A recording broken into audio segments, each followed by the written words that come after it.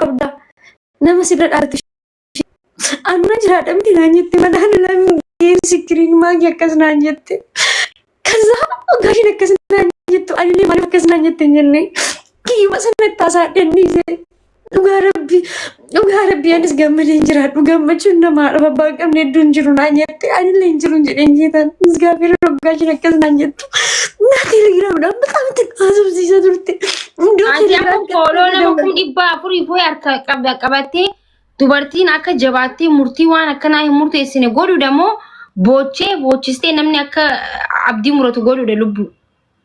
Nuti osoo gadinee no anamma osoo hin gaddiin jiraadheeti miti bara haala na gaddisiiste wallahi wabillahi garuu nama asnee yoo haboonyu ta'e baatu murtii akkanaa nama miidiyaa gaafa taatu laal ya miidiyaa sosotoonyi akka namoota hedduu jira ammas jala dubartoota hedduu mana madaam keessa damoota dhorkamanii kan nama jaalatanitti maallaqa amananii erganii mana nu jaari jaanii inni achi fedhutti qamaa fedhu farshootti dhugaa waa meeqa godhee waggaa 10 meeqa guutuu maallaqa isii nyaatee ofin ajjeesamoo nin dhiisamoo ummaatiyyaaf jiraadhamoo of ajjeesamoo itti sammuu isii keessatti tayaadaa jirtu meeqaatu jira gaafa ati as dhuftee miidiyaa irratti akkas jettee bochuu bakka of ajjeesu naa hoyyate isiinis kaatee duuti jechuudha yoo garuu ofin ajjeesinaa dubartoota jabaadhaa boorus guyyaan ni jira hin darbaa jettee gaafa namatti abdii hortu waaw akkasii jaan namillee duba deebi'a.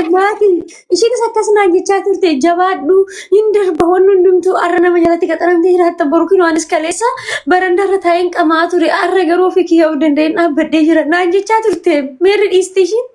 Akkasitti na gorsaa turte barmaakii teelegiraamidhaan kan naasaa turre si baasu hinde amma dubaatti maal godhuu deemta jabaadhu kana kan namni keenya sitti muu dhaggeeffadhu namni maata dhageeffaa biiftu siimutu jira lubbuu hundi keenyaa gaddinee bar osoo yoo gaddaa wallahi gaddinee jira garuu gaa hin boonye malee keessa keenya nu gaddee jira isin galee haquma walii himnaa mire maaliif jechuun wanta takka deebisuu hin dandeenyu abooyichi deebisuu hin danda'u bar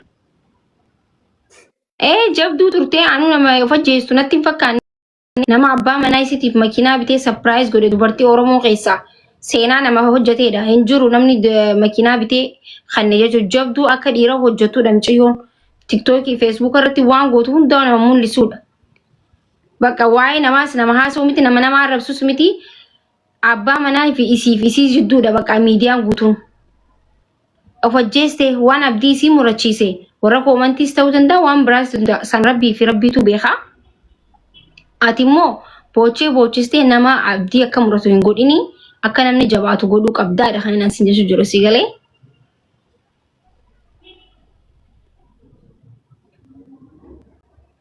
moo atis rakkoo biraatu jirame himadhuus dhageenya maal ta'e nagaami. Utuma rakkadhee kana booda sitti illee himachuun ani madda garuu oduu rakkadhee uummata kanarratti galbee rakkadhee ni maddu. Maal goota duuba? Yoo rakkatte of ajjeesisiin jedhudha bar. Akka jecha shiidhan jechaa turan maaki gaabeeri dhala namaatiin akkasin jedhanii. Dhugaa akkasan caala ibiyyuu dandeessan gaayis nama tokkoomaa gochuun dandeessan miti hubachuun dandeessan miti rakkina isaa baruuf hin dandeessan miti koomentii gadhee hidhattanii jalatti hin barreessina. Sinigale koomentii namaa gadi isa buusutti barreessina. Jecha miidiyaa kanarratti namaan jecha gaabeerin abbaa barbaadaniin jecha jettan jedha. Ijoollee haadhaaf abbaan qabneen jecha sin jettan eeggadha. Ani bakka miidiyaa kanarratti nama 40 naala taa'eera miti. Namni kun arfan kun waan isinitti moo takka ittiin jiraate maal akka ta'e beektu nama haadhaaf abbaan qabne jala dhadhee jecha gadhee kan jedhanii jecha baalagee tokko hin jedhaniin. Sababni isaa ammuma sana qisamiin sadii cabaa deema. Ammuma jecha takka ittiin jettu sana namni sun gadheessa cabaa deema. Jireenya irraa abdii kutachaa deema. Jireenya irraa bahaa deema. Uumama amma fee qabeenya qabaate yoo tu amma fee amma fee kan darbuufu ta'ee namni sun jireenya irraa abdii kutachaa deema. Oduma amma fee mileena lakkaa'ee mucayyoo sana ammaarichaa ni turte yaadattu Nani haadhis ishiin sanaan qixxalte baranda irratti gattechaa ni turte. Kinoo har'a gisee ishiin deemte kanoo maal jettuun lamsaale baga deemte haadha ta'e duubattuuni. Innaa jecha namaan jettan eeggadha. Namni yaa bareedu dhiisu erga nama ta'ee harka quba shanan qabaatee miila qabaatee dhaabbatee deeme sirfaana jiraate. Jecha akkasii sana namaan hin jedhina. Ani kanas hin jedha. Ammallee suurri ishee erga du'e tasaraacee tiiktookii guutuun ishiidha. Garuu kaleessa gaafa ishiin jirtu sana maal jechaa turtan? Suura ishiin gaafa sargii ishii ani meekaap hin dibadhu nama waan nagateedha. Nama rabbillee namnillee nagate jedhee of kaa'ee waaqayyo achi na kaasee arraboota kanaan nagee sababa ta'eef. Ani meekaap hin dibadhu gaafa ishiin boo'etti maal jechaa turtan? Maala fuula akkanaa kana baattee miidiyaa irra dhuftee jettanii fuula akkanaa kana baattee miidiyaa kana fayyadamtee jettanii jecha sana jettanii innaa yoo dandeessan koomentii jedhan balleessina. Bakka koomentii jedhan kennina. Maal godhuu qabna beekta akka dubartootatti namni ammaa kun isinoo yoomtu ta'u warra jee barreessu jira koomentii kana keessa jechuudha. Maal jennaan warri abdii murate koomentii abdii murate barreesseeti abdii si murachiisaa jechuudha. Warri sammuu fayyaa qabdu immoo jabaadhaa jeesi jabeessa jechuudha. Irra guddaan warra ifiifuu abdii muratee gizee meeqa korooroksii dhugee korooroksiin illee isa fudhachuu dideetu koomentii barreessa sii galee. Yaa kanaafuu hin barreessinaa jechuu hin dandeessu. Ilmi namaa ammoo barreessa laal. Itti himna aaratti himna malee aarreetitii akkas hin gooyina jenna malee namni ammallee ati yoomtuuta kanaan jee barreessu jira amma koomentii kana keessa ija kiyyaan arkee jechuudha. Si galee? Kanaafuu namni akka ati lubbuun jirtu waan sumaan jaa garuu ati obsa qabaachuu danda'u qabda. Nama sammuu hochuu qabda. Si galee namni gaafa abdii murate si arrabsuu abdii murate si faarsutti dabaraa bifti. Nama meeqan beekaanuu ka gaafa ibsaa ijool fuudhu deemu na arrabsanii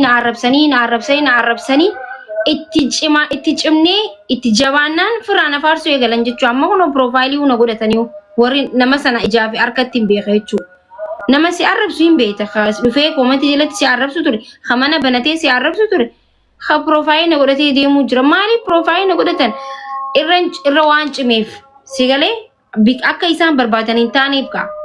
Kanaaf namni gaafa ati si arrabsee atis jala callistee deemte. Booda si faarsutti taraa jechuudha.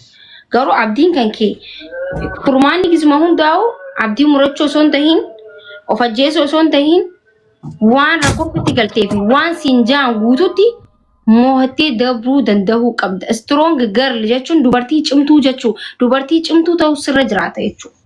Akkana jettee nama gorsitee namni akka jajjabaatu godhuu qabda malee boochuu hin qabdu. Sin jechuun jira nageessaami. Eeyyee micoon akkas godhuu qabda shii biiftuu.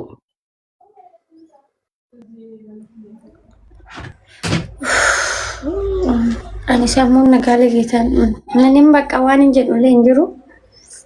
Ani waan hin jedhu yoo jiraate dhuguma keeti garuu dhuguma ittiin maafi. Yemirra nama.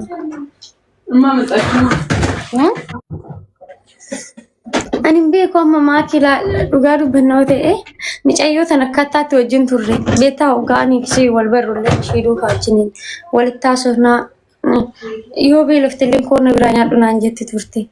Maaliif ani ishii dhaga dangalaa ani mana dhoqqee keessaan galaa ishiin immoo anaa ol bolokeetti mana fooqirra galte. Kasaa kootu na biraa nyaadhu biiftuu yoo beeloftee na biraa nyaadhu. Manaamina baxaamitti maaki akkamitti sitti muree badhaamti nama hoggaan biyya jiru ijoollee kaanii ol namatti dhiyaattee nama hubachuu mokortuudha. Tuma akka dhiiratti jiraattu geetan badhaamti nama hubachuu yaalti.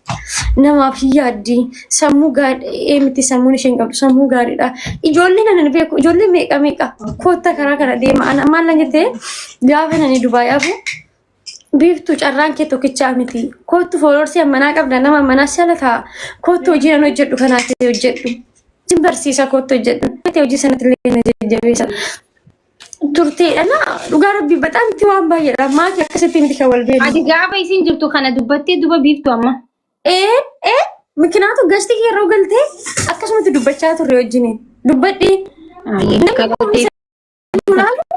namni kun sadi taa'ee oduu laalu wajjiniin akkanumatti taasifna akka ishiin jabduu taate akka ishiin dubartii goota taate geetaa misikiree ishiin gastii kiyya yoo dhufte gastii ijoollee kaan hin deemtu gastii kiyya galti abbaa manaa ishee wajjin gaafa boolee misaa qursii nyaachuu deeman natti ergatte biiftuu boolee qursii nyaachuu deemna naan jette ati koo jagnaadhaan jechaa ni ture gisee hundumaan dubbadha si jamma amma bichaa miti ani ishee viidiyoo siifan baasa ani nuti wajjin haasaa ture laayif irra bareedaadha biiftuu maal goona dubamee kuttee maa gochuu hin dandeenyu deebisuu hin dandeenyu si galee hin boo'in ati amma ani yoon boo'illee nama fayyaa nama akkana jirudha maalin ta'a ishee kichuutti dhabamtee ilbaanyi malee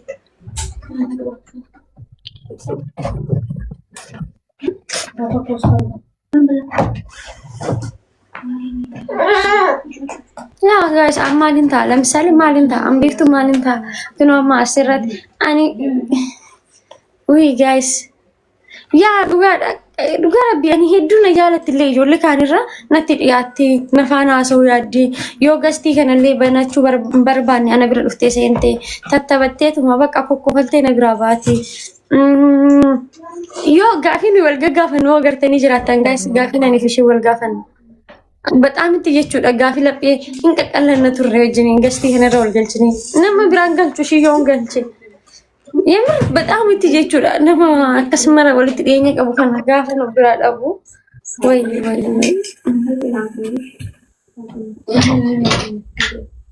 በነገራችን ላይ ማላከቴ ቤተን ይጋስ ማኪ ቢፍቱ ወማኒ ከነለቹ በጣም የሚያስጠላ ኢቭን እንኳን ሙጨቴን ሀገ ጊዜ ቪዲዮ ፖስቱ ሀገ ኮሜንቲ ኦፊ ጎቴ ፖስቱ ጌዚስቲ ሰው እንዴት 20 ታይነም ነከሚት መልኪዳና ማራስ አከሚት ነምኒ ቢፋና ማራስ አከሚት ነምኒ ጉራኬ ተፍና